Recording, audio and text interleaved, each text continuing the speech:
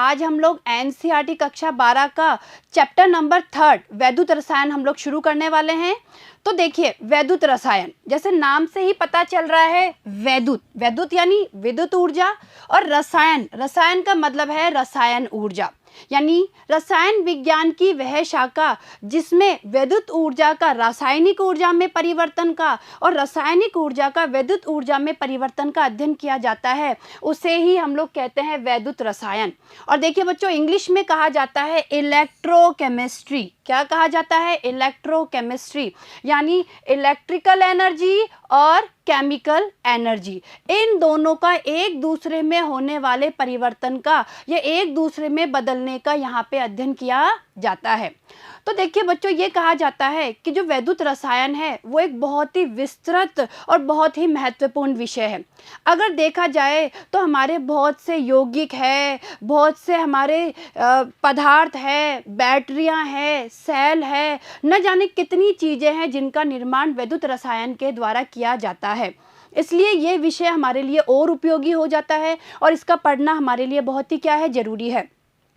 इसके अलावा बात की जाए हमारी ह्यूमन बॉडी की, तो हमारी ह्यूमन बॉडी में, मनुष्य शरीर में भी जो हमारी संवेदनाएं हैं, यानी कहने का मतलब है मस्तिष्क से लेके कोशिकाओं तक और कोशिकाओं से लेके मस्तिष्क तक जो संवेदी संकेत जाते हैं वो भी इसी प्रक्रिया के द्वारा जाते हैं। कहने का मतलब है वहाँ पे भी वैद्युत रासायनिक अभिक्रियाओं का अपना योगदान होता है।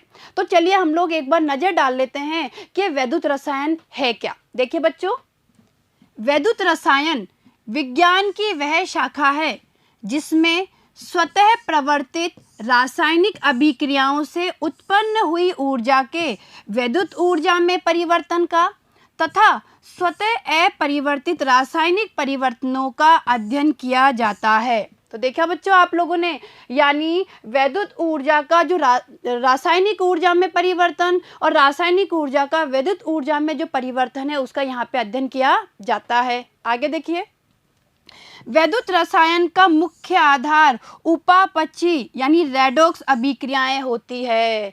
देखिए बच्चों, आपने पिछली कक्षाओं में रेडॉक्स अभिक्रियाओं के बारे में पढ़ा होगा। यानी रेडॉक्स अभिक्रियाएं वो अभिक्रियाएं होती है जिनमें ऑक्सीकरण भी होता है और अपचयन भी होता है। तो कहने का तात्पर्य है कि जो ये हम लोग वैद्युत रसायन पढ़ने वाले हैं, इनका जो मुख्य आधार है वो क्या है? उपापचयी अभिक्रियाएं, यानी रेडॉक्स अभिक्रियाएं ही इनका मुख्य आधार है। देखिए आगे, बहुत सारी धातुएं, रसायन, यौगिक, सेल, बैटरियां, ईंधन सेल आदि का निर्माण वैद्युत रासायनिक विधियों से किया जाता है। ठीक है, आगे देखिए, अतः यह एक विस्तृत एवं उपयोगी विषय माना जाता है। तो देखिए बच्चों, ये एक विस्तृत और बहुत ही उपयोगी विषय है।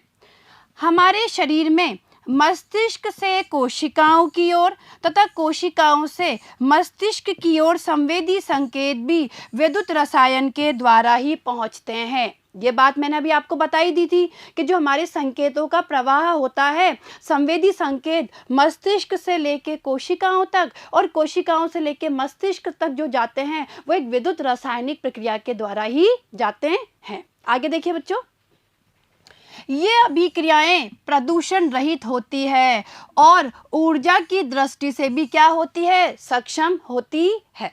तो देखिए बच्चों, ये हम लोगों ने वैद्युत रसायन का एक परिचय पढ़ लिया कि वैद्युत रसायन है क्या और क्यों इसका अध्ययन करना हमारे लिए क्या है, जरूरी है। इसके अलावा आने वाले अगले वीडियो में हम लोग सेलों के बारे में पढ़ेंगे कि वैद्युत रासायनिक सेल क्या होते हैं, वैद्युत अपघटनीय सेल क्या होते हैं, बैटरियां क्या होती है, किस तरीके से बैटरियां काम करती है। इसके अलावा विद्युत अपघटनीय सेलों में चालकत्व के बारे में हम लोग अध्ययन करेंगे। तो ये परिचय आप लोगों को समझ में आया होगा और अब अगला जो वीडियो होगा वो वीडियो हमारा होगा वैद्युत रासायनिक सेलों के बारे में। ठीक है बच्चों, धन्यवाद।